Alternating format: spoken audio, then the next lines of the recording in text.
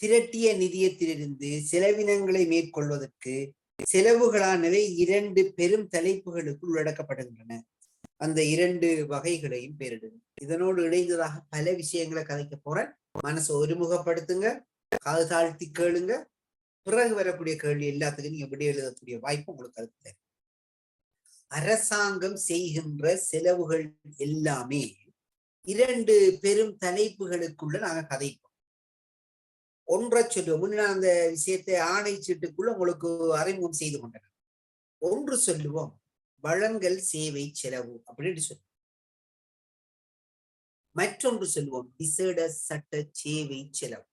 ஆனா எப்படி நான் சொன்னாலும் இதே கேள்வி வெளியில சொன்னா பலர் தவறுதலாக போய் மூலையான செலவு மீண்டு வரும் செலவு என்று எழுதியிருக்கிறது. அது அவதானம் இல்லாததால வார பிரச்சனை. நல்லா விளங்கிக் கொள்ளுங்க. அரசாங்கத்தினுடைய செலவுகளினுடைய பிரதானமான பாகுபாடு 2. ஒன்று வழங்கல் சேவை செலவு, மற்றொன்று விசேட சட்ட சேவை செலவு. அதுல நிறைய கதைக்க போறன்றதால நான் நின்று நோட் பண்ண போறேன்.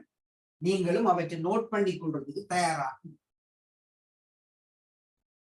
முதலாவது செய்தி கேட்ட கேள்விக்குரிய விட செலவுகளின் பாகுபாடு. செலவுகளின்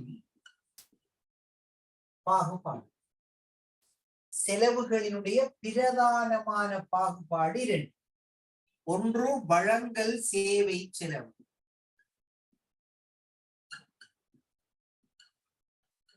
வழங்கல் சேவை செலவு, இது ஒரு பாகுபாடு. 2 விசேட சட்ட சேவை செலவு, விசேட சட்ட சேவை செலவு. இப்படி 2ஆக நாங்க செலவுகளை பாகுபடுத்தோம். வழங்கல் தான் கேட்ட கேள்விக்குரிய விட இப்ப நான் கதைக்க போற விஷயம் என்றால் இந்த வழங்கல் சேவை செலவை நாங்க 2ஆக பிரிப்போம். இந்த கவரை நீங்க போட்டு வச்சுக்கணும். அதுதான் பொது மதிப்பீட்டு செலவு. பொது மதிப்பீட்டு செலவு, மற்றொன்று முற்பண மதிப்பீட்டு செலவு.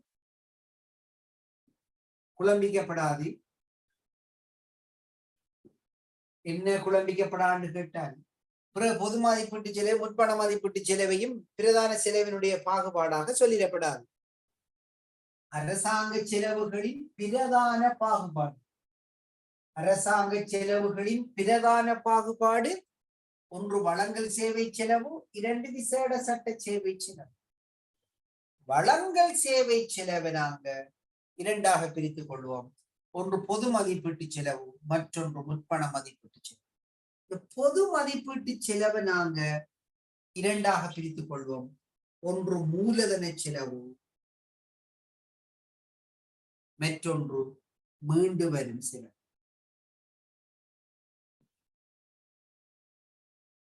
அப்ப இந்த விடையை நிறைய பேர் கொண்டு இந்த இடத்துக்கு கொடுத்திருக்கோம். என்ன இது கொஞ்சம் பரிச்சயமாயிரு. மூலதன செலவு மீண்டு வரும் செலவு என்ற சொல் இலகுவானதாக காணப்படுறதாலே அரசாங்க செலவுகளுடைய பிரதான பாகுபாடு எவை என்று கேட்டா நிறைய பேர் அந்த இலகுக்காக மூலதன செலவு மீண்டு வரும் செலவு என்கின்ற விடைய கொடுக்கிறது, அதை கொடுக்க தெரிக்கிறது. எல்லாம் புரிஞ்சு கொள்ளுங்க. அரசாங்கத்தினுடைய வழங்கல் சேவை செலவுக்குள்ள வார ஒரு பகுதி பொது மதிப்பீட்டு செலவு. அந்த பொது மதிப்பீட்டு செலவுக்குள்ள வருகின்ற ஒரு பாகுபாடுதான் மூலதன செலவு மீண்டு வரும் செலவு. ஆனால் இப்ப நம்ம கடந்த காலங்கள்ல நாங்க வினாபத்திரங்களை பார்க்கக்குள்ள தெரிய வரும் மூலதன செலவுல வரக்கூடிய ஒரு 3-4 விடயம், மீண்டு வரும் செலவு 3-4 விடயங்கள் நம்ம தெரிஞ்சிருப்போம். அந்த நோக்கத்துக்காக சொல்ல போறேன். மூலதன செலவுக்குள்ள வருகின்ற விடயம் சொத்துக்களின் புனருத்தாபனம்.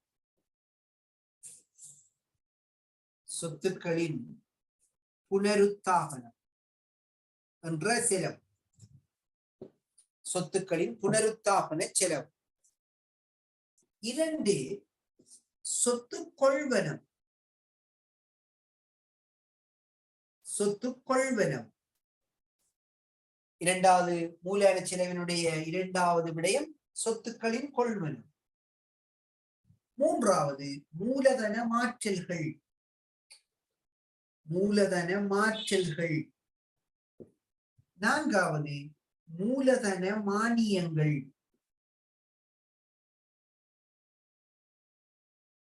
ஐந்தாவது மனிதவள மேம்பாடு. மனிதவள மேம்பாடு. இதுல 8 பகுதி இருந்தா 8ஐயும் சொல்லி நீங்க பாடமாக்க வேண்டிய தேவையில்லை. 5 போதும். அது போல மீண்டு வரும் செலவாக இருந்தால் அதில் 1 வேதனாதிகள், 2 பிரயாணங்கள், 3 வழங்கல்கள், 4 பேணல்கள், 5 சேவைகள். எனவே அரசாங்க செலவினுடைய பிரதானமான பாகுபாடு வழங்கல் சேவை செலவும் விசேட சட்ட சேவை செலவும். வழங்கல் சேவை செலவுகளினுடைய பாகுபாடு பொது மதிப்பீட்டு செலவுகள், முற்பண மதிப்பீட்டு செலவுகள். பொது மதிப்பீட்டு செலவினுடைய பாகுபாடு மூலதன செலவுகள், மீண்டு வரும் செலவுகள். மூலதன செலவுக்கான 5 உதாரணம், மீண்டு வரும் செலவுக்கான 5 உதாரணம். முற்பண செலவு தொடர்பாக நமக்கு இதுக்கு பிறகு வருகின்ற கேள்விகள் வருது. இதுல நாங்க கதைக்க போறது முற்பண கணக்கினுடைய எல்லைகள் சம்பந்தமாக. எனவே பிறகு அதுல கேள்வி வாரத்தால் அதை நான் இந்த இடத்துல விட்டுக் கொள்றேன்.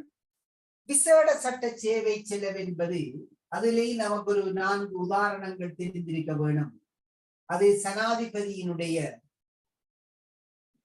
சனாதிபதிக்கான சம்பளம், அதுபோல படிகள். அது முன்னாள் ஜனாதிபதியாக இருக்கலாம் அல்லது இப்போது இருக்கக்கூடிய ஜனாதிபதியாக இருக்கலாம். அதுபோல அமைச்சர்களுக்கான சம்பளங்கள், அதுபோல கடன் மீள் கொடுப்பனவு, வட்டி கொடுப்பனவு, கடன் வட்டி கொடுப்பனவு, அதுபோல ஆணைக்குழுக்களுக்கான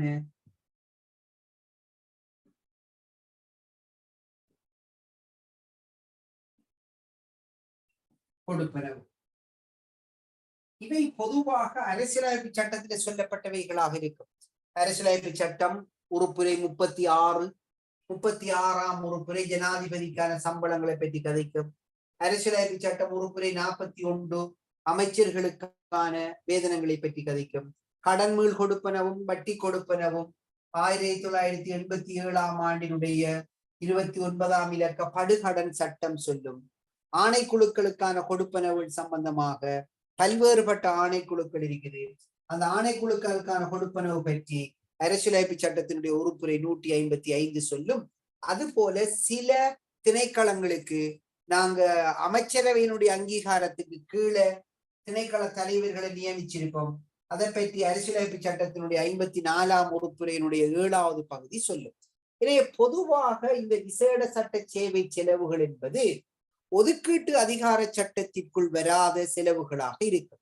ஒதுக்கீட்டு அதிகார சட்டத்திற்குள் நான் ஏற்கனவே கதைத்த 58ஆம் நிதி பிரமாணத்தினுடைய 4வது பிரிவு அல்லது அரசியலமைப்பு சட்டம் 80னுடைய 1வது உபகூறுக்கு கீழே வருகின்ற அந்த ஒதுக்கீட்டு அதிகார சட்டத்தின் கீழான செலவுகள் தான் இந்த வழங்கல் சேவை செலவுகளாக இருக்கும். அது பொது மதிப்பீட்டு செலவாகவோ முற்பண மதிப்பீட்டு செலவாகவோ இருக்கலாம் என்கின்ற இந்த விவரங்களை நீங்க தெரிஞ்சு கொள்ள வேணும். ஆனா இப்ப கேட்ட கேள்விக்குரிய விட வழங்கல் சேவை செலவும் விசேட சட்ட சேவை செலவும் என்பதாக இருக்கும். ஏதாவது கேட்கொண்டா அது உங்களுக்குரிய நேரம். அப்ப 2 இடைவெளி. கேட்ட கேள்விக்கு நீங்க முடிவுள்ள எழுத வேண்டியது வழங்கல் சேவை செலவு 1, விசேட சட்ட சேவை செலவு 2. ஒயிட் சீட்ல கொப்பியில் எழுதி வைக்க வேண்டிய விஷயம் இது. ஏதாவது கேட்கொண்டா கேட்டுக்கோ. சார், அந்த ஜனாதிபதி நிதியத்திலிருந்து வழங்குறதுகள் விசேட சட்ட சேவை செலவுக்குள்ள வராதா சார்? ஜனாதிபதி நிதியம் விசேட சேவை சட்ட செலவுக்குள்ள வராதா சார்? ஜனாதிபதி நிதியம் என்றது அது இந்த செலவுக்குள்ள வராது. விசேட சட்ட சேவைக்குரிய கொடுப்பனவுக்குள்ள வந்து சேரும். அது விசேட அத்தாட்சி பத்திரம் செலுத்த வேண்டிய செலவுகள் அப்படி என்று நிதி பிரமாணம் 237 அதனுடைய உபபிரிவு 6 நமக்கு சொல்லும் விசேட அத்தாட்சி பத்திரம் செலுத்த வேண்டிய செலவுகள் அது தலைப்பிடும் இரகசிய கொடுப்பனவு என்று தலைப்பிடும். எனவே ஜனாதிபதி சம்பளங்கள், அமைச்சர்கள், பார்லமெண்ட் உறுப்பினர்கள், கடன்கள் கொடுப்பனவுகள், ஆணைக்குழுக்களுக்கான சம்பளங்கள், அதுபோல அமைச்சரவையினால் நியமிக்கப்படுகின்ற கொடுப்பனவுகள் எல்லாம் இந்த விசேட சட்ட சேவை செலவுக்காக எடுத்துக்கொள்ளும். சில வேளைகள்ல ஜனாதிபதி நிதியத்தில கொடுக்கின்ற கொடுப்பனவுகள் விசேட சட்ட சேவை செலவுகள் வரக்கூடிய பெரும்பாலான கொடுப்பனவுகள் காணப்படுது. வேற எது சார்? சார், இந்த விசேட சட்ட சேவைக்குள்ள கணக்காளர் தலைமை அதிபதி இந்த சம்பளம், தேர்தல் ஆணையாளர் சம்பளம், ஓய்வூதியம் அது உள்ளடங்கும் தானே? அதுதான் நீங்க சொன்னீங்க ஆணைக்குழுக்கள் என்று சொல்லக்குள்ள இப்ப நீங்க சொல்றதெல்லாம் ஆணைக்குழுதான். கணக்காய்வாளர் என்ற கணக்காய்வு அதிபதி என்றெல்லாம் தேசிய கணக்காய்வு ஆணைக்குழு. அதுபோல தேர்தல் என்பது தேர்தல் ஆணைக்குழு. அது மாதிரி நிறைய ஆணைக்குழுக்கள் இருக்குது. எனவே இலங்கையில் இருக்கக்கூடிய பொது நிர்வாக ஆணைக்குழு, பொதுச்சேவை ஆணைக்குழு, காணி ஆணைக்குழு, போலீஸ் ஆணைக்குழு, அதுபோல தேர்தல் ஆணைக்குழு, அதுபோல கணக்காய்வு ஆணைக்குழு, இப்படி இருக்கக்கூடிய எல்லா ஆணைக்குழுக்களுக்கான கொடுப்பனவு எல்லாமே விசேட சட்ட சேவை செலவு. அது என்னென்ன ஆணைக்குழு இருக்கு அத்தனை ஆணைக்குழு நீங்க சொல்லிக்கலாம். நான் பொது விதியை நான் போட்டு வச்சிருக்கேன்.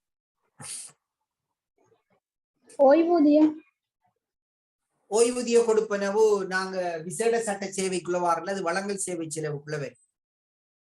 ஓய்வூதிய கொடுப்பனவு இவங்களுக்கான புவர் இருக்குது மிஸ், என்னமோ தெரியல, என்னமோ கேட்க வாரீங்க. எது எப்படி இருந்தாலும் ஓய்வூதிய கொடுப்பனவு என்பது அரசாங்க உத்தியோகத்திற்கான ஓய்வூதிய கொடுப்பனவு என்பது வழங்கல் சேவை செலவுடைய ஒரு பகுதியாக இருக்குமே அல்லாமல் விசேட சட்ட சேவை செலவு அல்ல. ஆனால் முன்னாள் ஜனாதிபதிகளுக்கான ஓய்வூதிய கொடுப்பனவுகள் விசேட சட்ட சேவை செலவுகளாக இருக்கும்.